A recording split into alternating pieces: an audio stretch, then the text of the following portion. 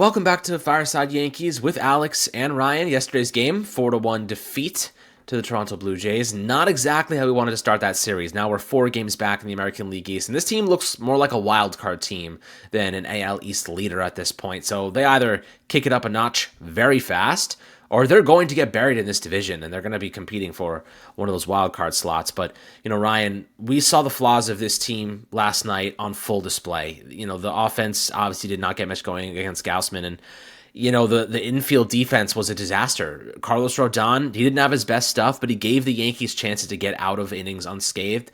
And Oswald Peraza let him down, and then Anthony Volpe let him down. And to be fair, Paul Goldschmidt needs to scoop that, but let's make an easy routine throw to first base. How about that? So we're going to talk about the infield defense. Jazz has been fine. Goldschmidt's been fine.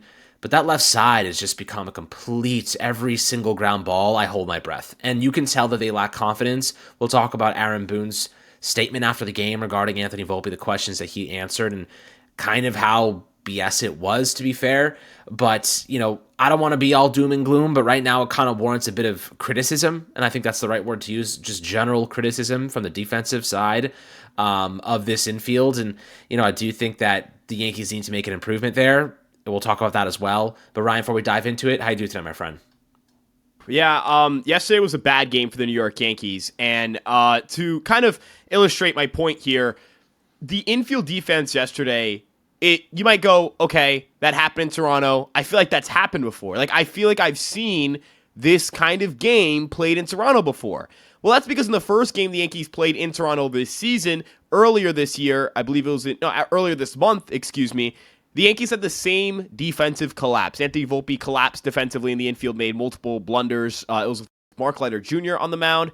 And Alex, it's happened again. And it happens again. And again, and again, and again, and again, and again, and again, and again, and again. The Yankees' defense has been a problem this year. Their infield defense specifically has been an issue. And I will agree that Volpe play, I would actually stick as much credit to Goldschmidt there as I would on Volpe. That ball's in Goldschmidt's glove. I expect if the ball's in your glove, you've got to make the play. That's kind of the rule I think that most people follow. That's the rule that I try to follow, barring like a diving effort where the ball pops out of your glove after. I think Goldschmidt has to corral that ball. But Volpe on the season has not been a good defensive shortstop. If you look at his numbers and you compare them to other shortstops across the league, defensively, Anthony Volpe has +2 defensive runs saved, which is solid, but it's with a -2 fielding run value and -3 outs above average. That's near the bottom of the league. So if you look at all defensive shortstops, he's meh. He's very meh. Overall defensive value, he ranks outside of the top 30 in overall defensive value as a shortstop. That's a problem considering that he's not providing a ton of offense. And then Oswald Peraza, while a brilliant defensive third baseman, does not hit enough to live with the defense. And the defense at third base is good. It's not, utterly dominant to the point where this is a guy who's going to win a platinum glove, so you can't really live with the offense you're going to get from him. I think the biggest sin from Peraza in yesterday's game was the first pitch swing after Volpe had a first pitch swing. You can't do that. You're a big leaguer. You can't do that. And I try and avoid the conversation of fundamentally poor baseball players because if you ask me, Alex, and I've got to raise my seat to say this because I'm shrinking here, good fundamental baseball is something that I think is overstated or understated at times. There are bad fundamental teams. The White Sox, the Rockies, I think the Phillies are pretty rough fundamentally for a good baseball team if you don't want to, lump the Yankees in with the White Sox and Rockies, which I understand. But this team was kind of, criticized and slandered all offseason. Alex, how many quotes we see from Dodger players? How many media talking points came out about the fundamentals, this, and that? If someone consistently criticized one aspect of my, job or one aspect of our company and we did nothing to address it, that would be embarrassing. That'd be a bad look. The Yankees were consistently criticized on their fundamentals and their defense and their base running. They're still bad at those things relative to their talent level. It's not like the Yankees have a poor defensive infield from a talent perspective. They didn't go into this year expecting to be bad on that side of the ball, but they are in the infield. The Yankees' infield outs above average, I believe, as a team, is below average now. If you look at the Yankees as a whole, -3 fielding run value at third.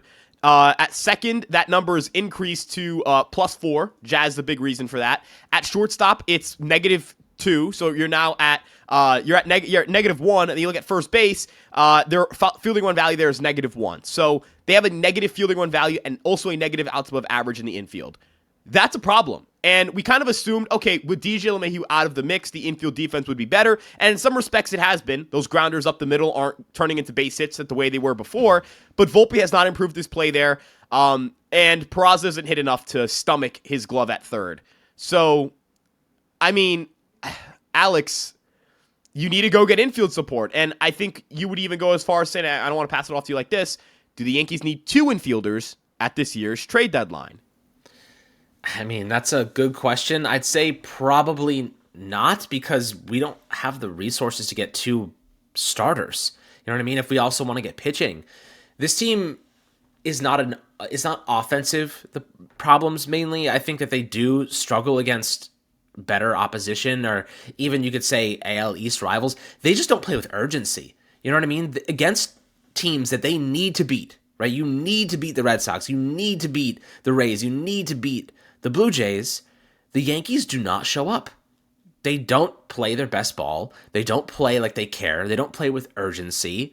They don't run the bases well. They don't field well. They don't do the little things right. The Yankees are not going to win a World Series this year because they don't do the details right. They don't have good discipline defensively, right? Their outfield at times is spotty. They crow hop throws into the infield all the time. They don't make accurate throws, right? The infielders miss the ball coming in from the outfield half the time, right? Volpe's been bouncing balls in the dirt for weeks now, months even. Peraza, look, there's a difference between an error on a stat sheet and then the context behind an error, right? An error, yeah, every player is going to have some, but when did you make that error? Oswald Peraza yesterday, he's a great defensive player, but he made an error in the one moment he could not afford to. And it wasn't even like, oh, that was a couple inches. He freaking missed Paul Goldschmidt by like 3 feet, and he threw it into the freaking stands. You know what I mean? Extra bases, extra run because of it. The moments, the context behind these errors matter. Anthony Volpe, his error in a critical moment. Carlos Rodon is battling his ass off. He's at 106 pitches, and his infielders can't bail him out. He's out of gas. His fastball velocity is going down. His stuff, he's sweating bullets, man. He's clearly frustrated. He's clearly trying to work his way out of a bad situation, and then he does. He does everything he needs to, and the guys behind him do not come up big and make a play when they need to. That is how baseball teams lose. Right, that is the difference between beating good baseball teams and losing to good baseball teams. And the Yankees prove constantly over and over and over they are not capable of beating good clubs who want to beat them. The Blue Jays have every reason to destroy them. They've won 11 straight at home. The Yankees have to win today. They have Cam Schlittler on the freaking mound today. They are if they get swept by the Blue Jays here, they're going to be 6 games back in the division in the AL East. That is a hole they might not be able to climb out of because the Blue Jays are red hot and the Yankees are ice cold at times, right? Bellinger didn't play yesterday against right-handed pitching. You know, I'm not sure why what happened there or why that was going on, but you know, there's just a lot of questions I have and not a lot of answers from Boone. I mean, Volpe's been icing his shoulder for weeks. Maybe he's playing injured, definitely possible, but the truth is, Ryan, I don't necessarily feel very optimistic about this team because they don't do the little things right. You know what I mean? And when it comes down to a big game 7, we saw it happen in the playoffs last year. The little things all failed simultaneously, and that's the thing about the Yankees. It happens in bunches for them in critical moments. You know, it's not an error here and there. Okay, you know, their metrics are not great, but like it's spread out. It's against bad teams too. They happen to fall apart against the best teams in the most important moments. Those are the things that you cannot accept. Those are the things that we say the moments are too big for some of these players, right? You asked if they have to get 2 infielders at the deadline. They can't afford to, right? They have to roll with Anthony Volpe. They have no choice at this point in time, in my opinion. But when 2026 free agency comes along and they're thinking about what to do here and they're thinking about how to solve, you know, their woes, they need to bring in someone that can compete. You know what I mean? They need to bring in someone with at least a little bit of upside, even if it's a flyer deal. You know what I mean? Someone with a little bit of gusto, someone with a little bit of competency that can push Anthony Volpe and say, you know what? Anthony, we like you, man. Like you should be here. You should be better than you're playing right now. But this guy will take your job. If I wouldn't even hate bringing in IKF on like a 1-year deal just to be like, there's a guy there that could take your job. You know what I mean? Like just throwing it out there. George Lombard Jr., like there's a guy in our farm system that could take your job. So every day you got to earn your spot in baseball, unless you're a superstar like Judge, whatever it might be. But with guys like Volpe, you got to perform to keep your job. This is not you don't just get hand-delivered positions here. So, looking at the infield right now, Peraza is a walking dead man at this point in time. There is no reason he should be playing beyond the next week because he has an OPS that is unfathomable. Yorvin Vivas, OPS, unfathomable, offensively incompetent, defensively okay. Ryan, if this team wants to be serious, I get they're holding out for Eugenio Suarez, who's not a great defender, by the way, but obviously the offense makes up for it. But I wouldn't even hate the idea of going out and getting Eugenio, if they got Eugenio Suarez, also getting IKF. You know what I mean? And providing some utility value. Suarez at third, IKF is your utility man. If Volpe needs a couple days off, you have IKF can play short if need be. What do you think about that? Like, if you talk about getting two infielders, maybe if they do get Suarez, maybe you also go get IKF as well.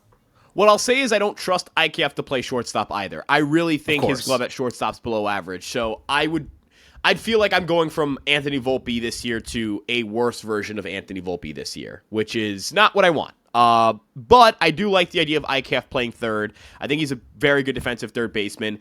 And I'll also say, in regards to adding another infielder, a player who could be available, Alex, is someone like Jose Caballero of the Rays, who I believe it was reported that teams like monitoring that situation. I could be wrong there, but I think it was reported by Francis Romero.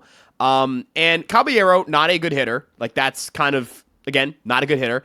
But he does have a lot of steals this year. He has 32 stolen bases. Last year he stole 44. The year before that he stole 26. He has 32 steals in 78 games, mind you. And at shortstop in his career, 7 outs above average, 3 defensive runs saved in 1,000 innings. That's about a season worth of innings played. He can play really good defense at third. He can play really good defense at second. He can even play solid defense in a corner outfield spot. He has 5 defensive runs saved in right field this year and had that home run robbery against Ben Rice. I don't know if people remember that, but that was earlier this year.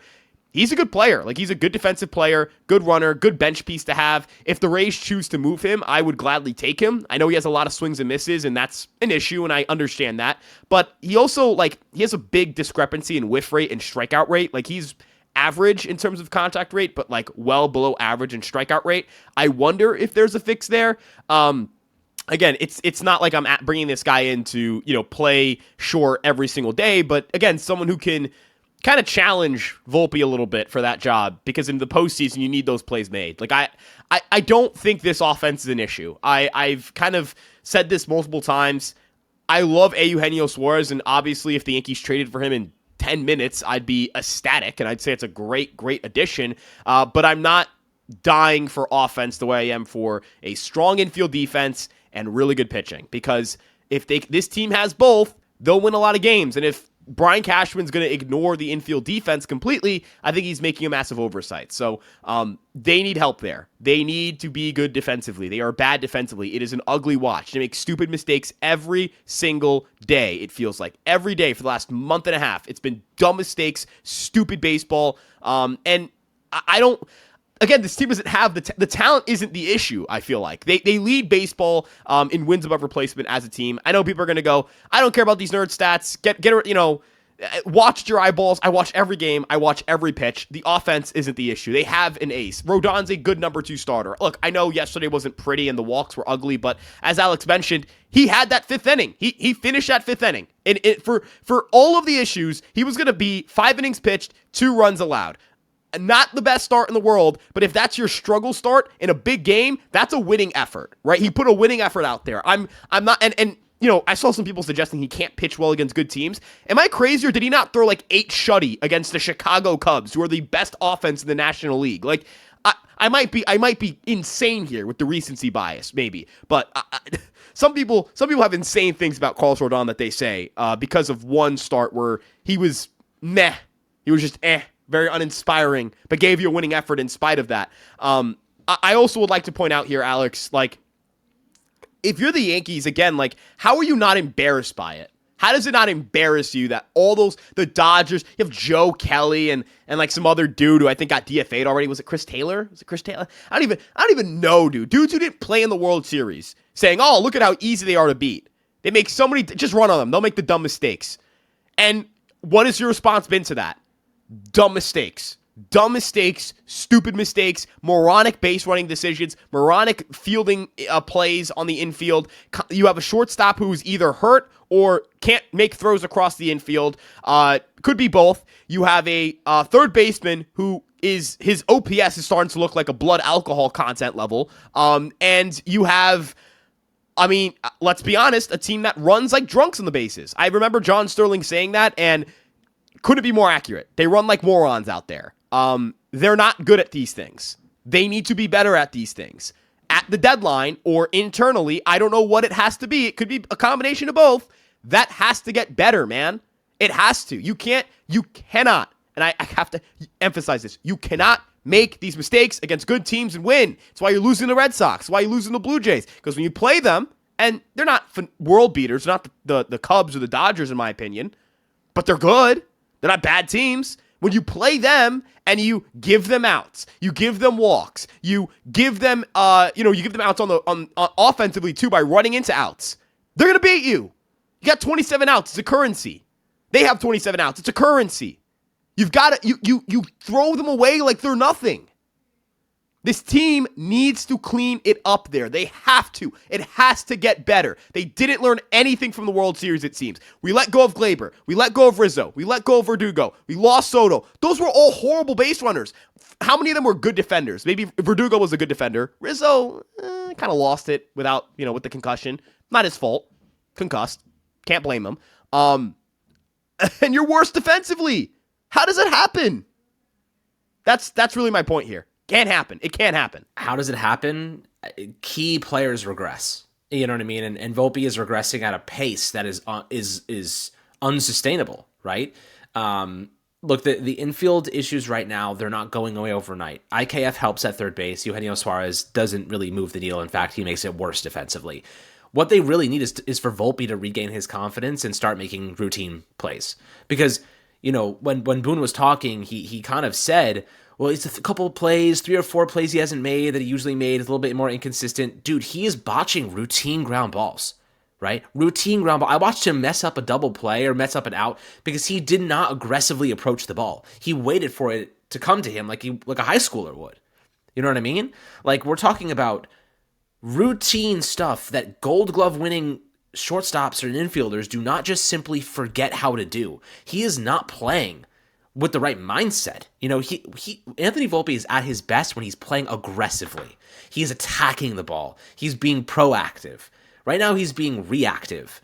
And when you have a shortstop being reactive, you're waiting for it to come to you. You're not being that aggressive, kind of forward-thinking infielder you need to be to these guys are fast, man.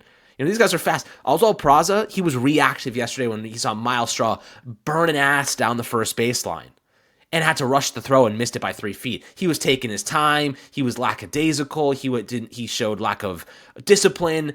These guys are playing like they have time on their side. You know what I mean? Volpe and Peraza, they have to be playing with their asses on fire. That every single play has to be an absolute laser beam, efficient, aggressive, attacking the ball, and making good throws to first base. There's no excuse. Anthony Volpe hurt his left arm, not his throwing arm.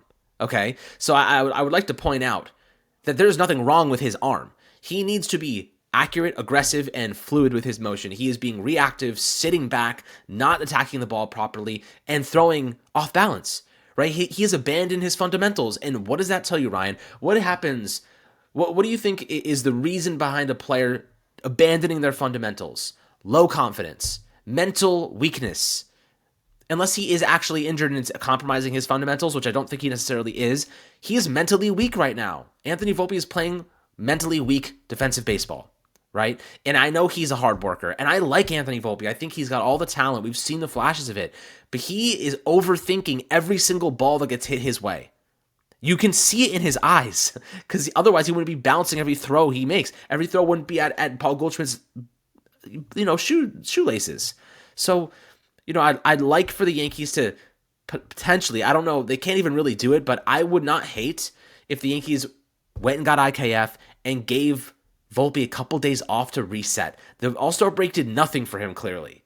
You know what I mean? Or go see a freaking therapist. I don't know. But he is way too reserved this season. He is not playing with the normal aggression we see him play at the position, where he's aggressively attacking the ball and he's playing like he is confident. You know what I mean? He's playing like he isn't. And I think it's very clear when you watch him these last couple months.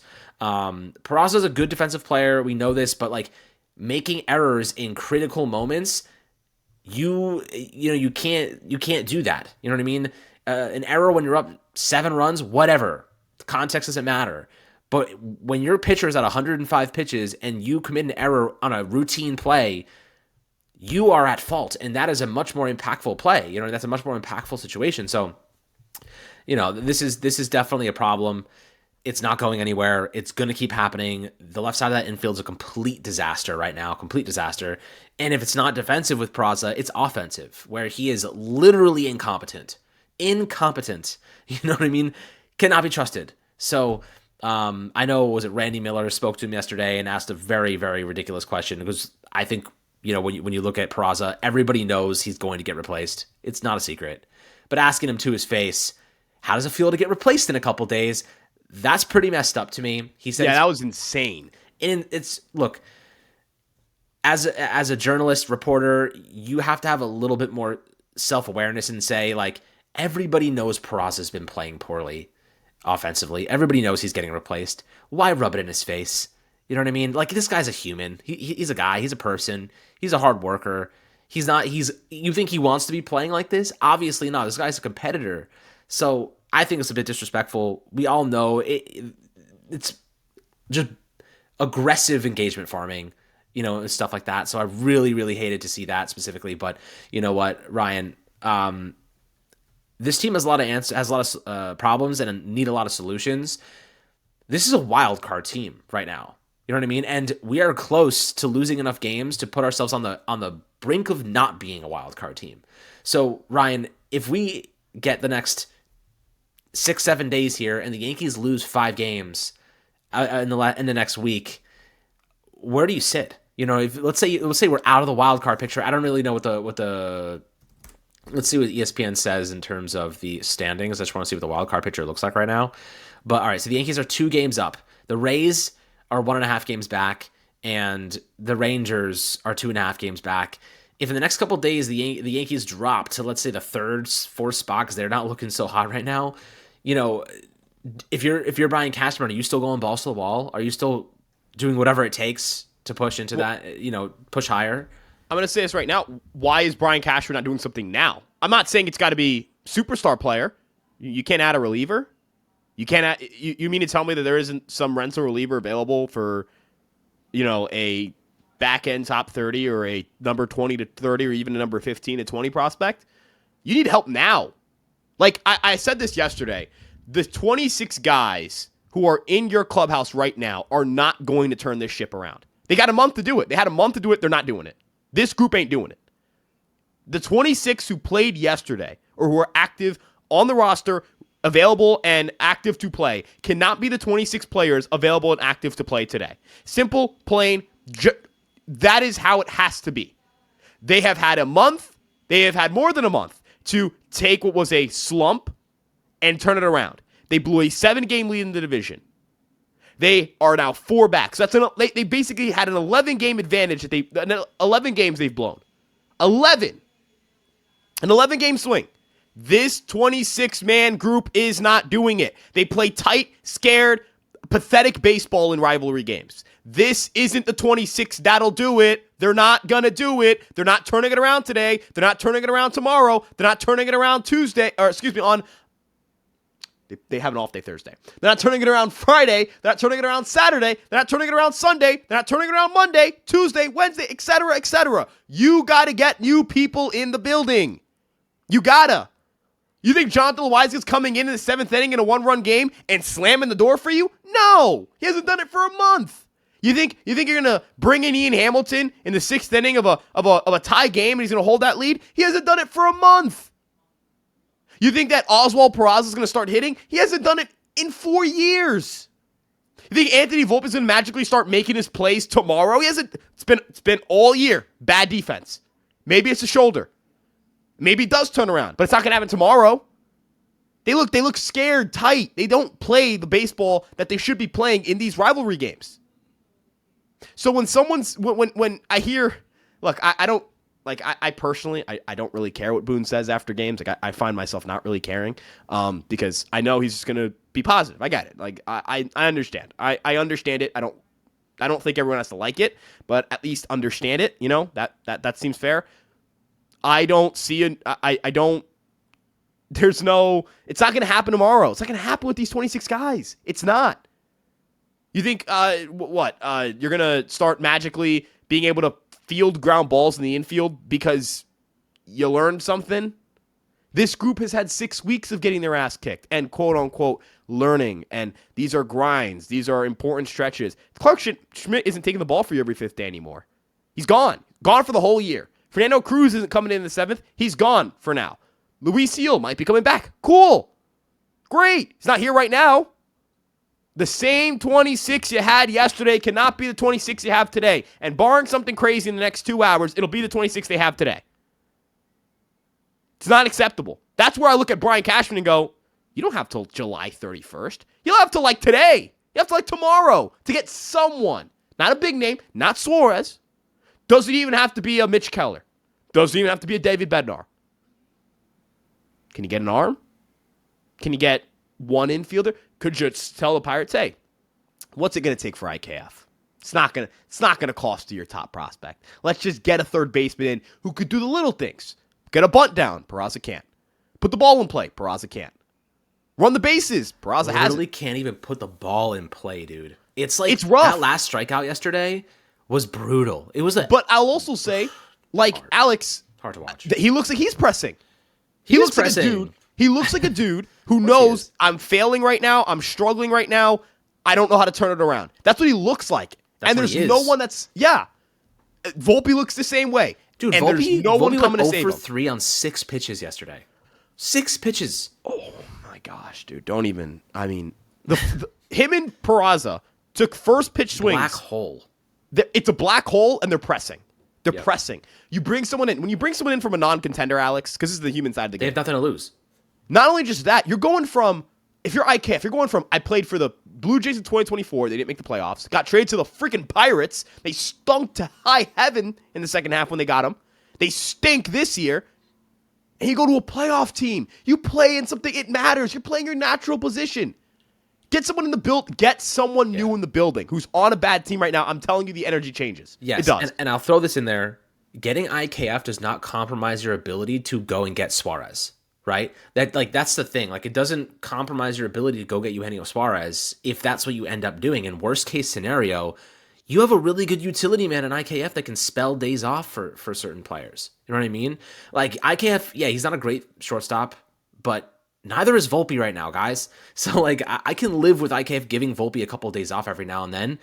Or even, you have somebody else, you can plug somebody else in there if you feel more comfortable. But, like, you can at least have the option. Right now, we don't even have the option. You know what I mean? Third base, Eugenio Suarez, IKF, whoever, you can give Stanton some extra days off. You can put Eugenio Suarez in DH. You can get a little bit more creative that way. I just don't really get what the Yankees are doing. Cashman's waiting too long to make these moves. By the time that we make these moves, we could be buried in the American League East. You know what I mean? And we could fight back, but the Toronto Blue Jays are not slowing down, man. They're a clean baseball team. They had decent pitching. They have a good offense. They have excellent defensive measures. They don't do the stupid shit we do. Exactly. It's very simple. They don't do the stupid shit the Yankees They play do. clean ball. Yeah. The Yankees play dirty ball. It doesn't, I mean, again, Alex, do you think the Yankees are going to turn it around without any additions this week? Absolutely. I would. What reason is there to believe honestly, I'm concerned we get swept by the Jays, dude. Like, Right, that's what a real reason is possibility there- right now. What's the reason to believe that they're going to turn it around with these guys, not with no additions, that they're going to turn it around and be fine on July 31st? They blew a 7-game lead into the division. Dude, there's Their only track one record- way. Yeah. that we're turning this around. We're smoking whatever Jim Bowden is smoking. That's the only way. Or maybe they magically wake up today and they actually can play clean fundamental baseball without, the defensive mistakes or the base running mistakes. Maybe they can do that. Or maybe they can hit 4 home runs and score a bunch of runs and win the game. Because I will say, Alex, they are very good at the whole, we're going to just drop 8 today. And we're just going to, it doesn't matter. Like, they're very good at usually that. Lately, they're dropping 8, but they're already down 5. So they're having to come back and sometimes still losing these games. The problem is teams now understand when it comes to the Yankees, just put the ball in play and they will do the rest. Okay? Yeah. They're not playing for strikeouts. They're not playing for power. Teams are not hitting us with the intent of power swings. They're just put the ball in play, good things will happen. That is, and it's crazy because you know how disrespectful that is. If you're the Yankees, you just know these guys are just put the ball in play. They will do the rest for you. That is so disrespectful. If I was the Yankees, if I was Aaron Boone, I'd walk into that room and be like, boys, their game plan is just to make you make mistakes, and it's working. Have some damn respect for yourself. Have some pride in your performance. Play with some urgency. Play aggressive. Play like you mean it. Get that confidence back, because right now you guys are playing like you don't care. And you can see it in the way your eyes roll. You can see it in the way your heads hang. Unacceptable for professional baseball players who have World Series aspirations. If you're Carlos Rodon, how does that feel? Like you're sitting there, you battle it out, you grind out, you see that ground ball, you see it go to Peraz, you're like, yes, got out of it. 1 run deficit. And seeing him pump up the guys in the clubhouse was awesome too. I wouldn't have done that, man. I would have been so pissed if I was him. I respect the hell out of him for doing that. No, don't get me wrong. No, for sure. I wouldn't have been able to control my frustration if I was him. So kudos to him for actually being able to control that, because I would have been like, you guys got to get your shit together, to use my language. You know what's the worst? You know what's the part that frustrates me? You see in the camera, he like slaps goalie in the back, like, let's go, let's get it going. He struck out on 3 pitches right after that. That's what this team is. Look, big game. Dude. This team should be going in the team bus because you take a team bus from the hotel to the ballpark. And it should be like, all right, it's business time. Let's get to business. We're going to play good baseball, clean baseball. We've been in big games before. A lot of these guys have played playoff games, World Series games. Some of them have won World Series. We're going to go out there, and we're going to just do our job. Yeah. Here's the thing. Hasn't been the case. Here's the thing. When Rodon went and tried to pump his guys up, think about it if you were a player. It's actually awkward, because like he's trying to pump you up after you just blew runs after multiple errors. So like you're just feeling bad about yourself still, and like you're like, he's trying to make me feel better, but like I still feel like crap. I'll give you a good example. Sometimes I know publicly you don't really want to be like putting this on camera and stuff like that, but how many times do we see Tom Brady go up to his offensive line and demand better, demand more from them? You know what I mean?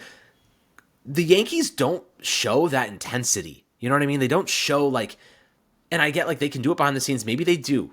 You know what I mean? But they don't have anyone on that team that really just like demands more on a public stage. And they kind of just go about it like it's okay, like we'll fix it. It'll get better. We'll just wait it out. And Boone talks like that too. And like, I'll give them the benefit of the doubt and say, I hope they adjust these things behind the scenes with a little bit more intensity. But half the time they don't look like they give a shit out there. And like, that's a really concerning thing for me from a team that is supposed to be full of diehard like competitors, guys that die for the Yankees, guys that grew up fans of this team. I know that Volpe demands more of himself, but like half the time nowadays, he just looks like he's depressed out there. Even after an error, he's just like hanging his head. Like, you got to go out there pissed off, man. Like, you got something to prove. And I know like that's the definition of pressing in some ways, but like he looks like some of these guys are just mentally compromised. And that's a really bad, because the guy that's supposed to help you get over those things is your manager. Aaron Boone is supposed to be the guy that helps these players get over their mental compromised state, you could say.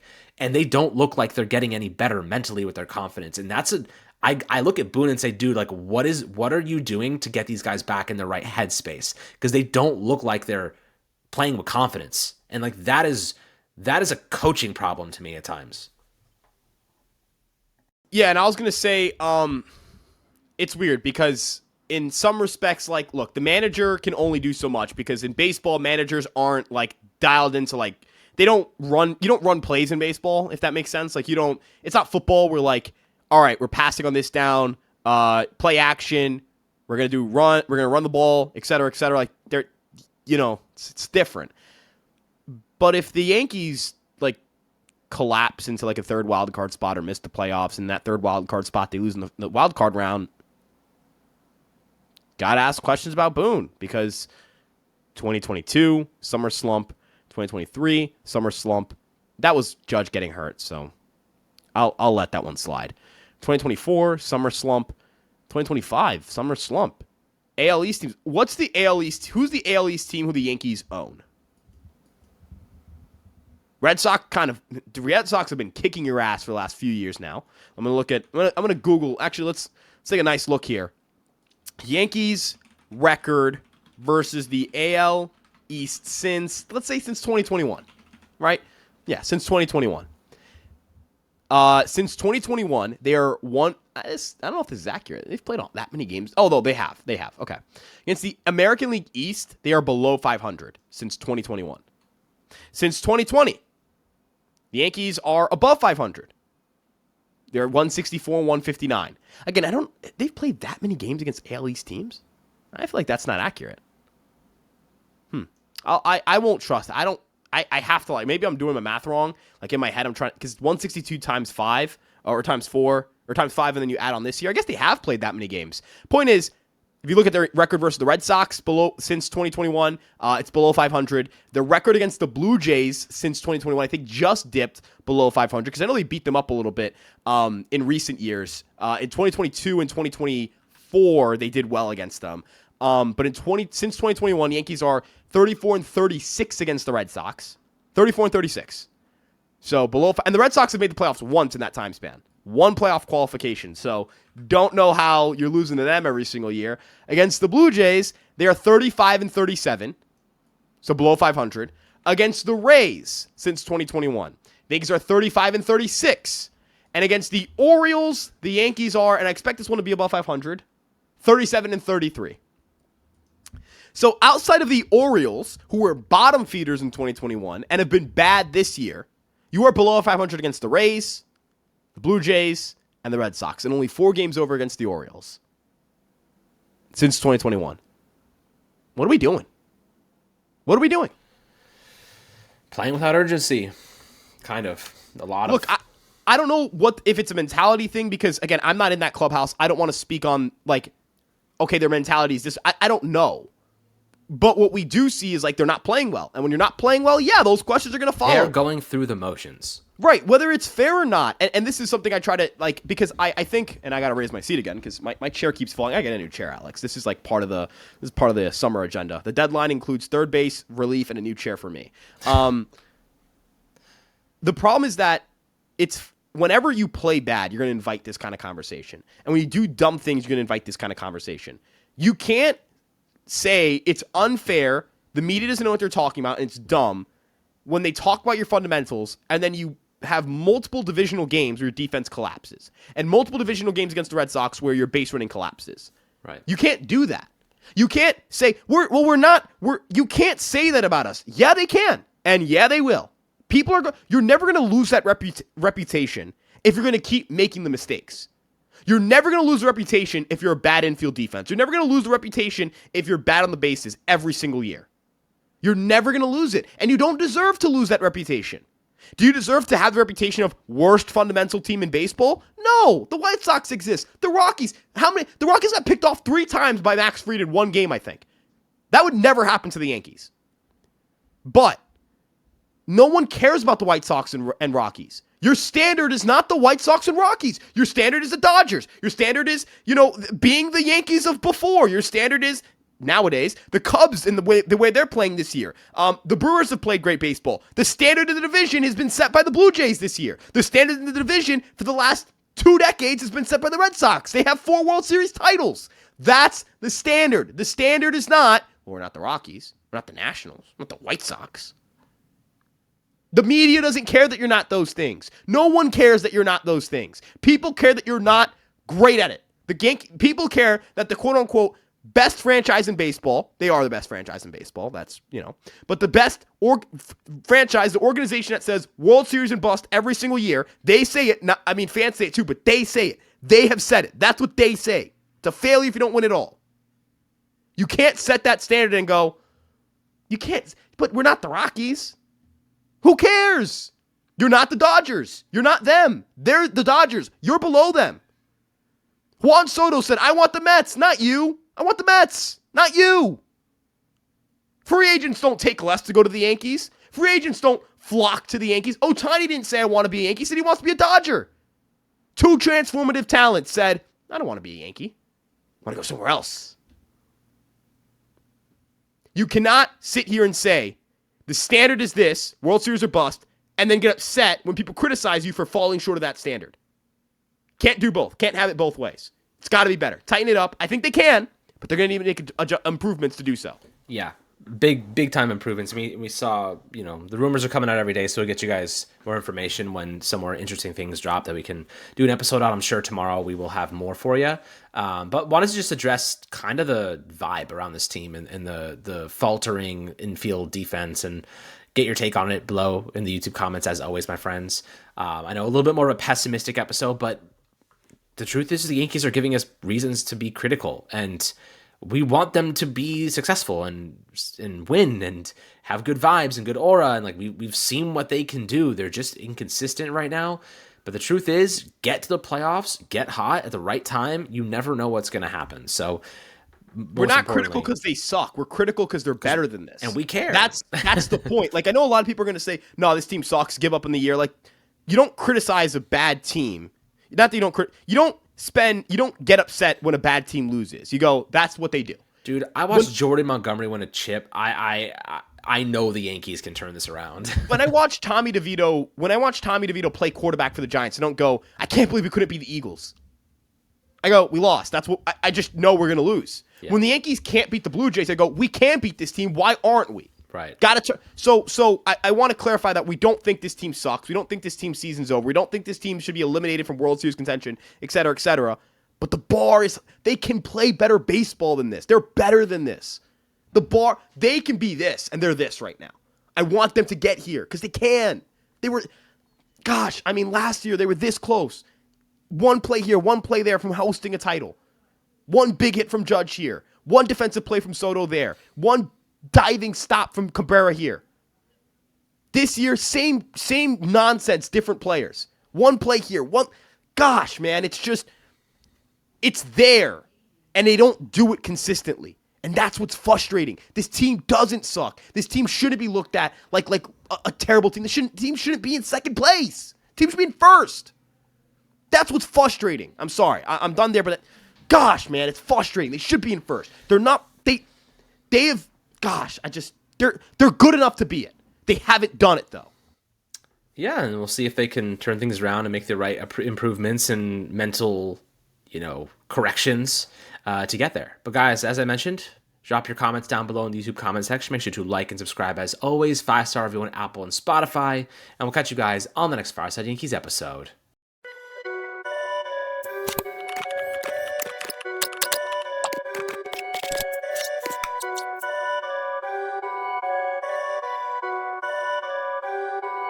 Perfect.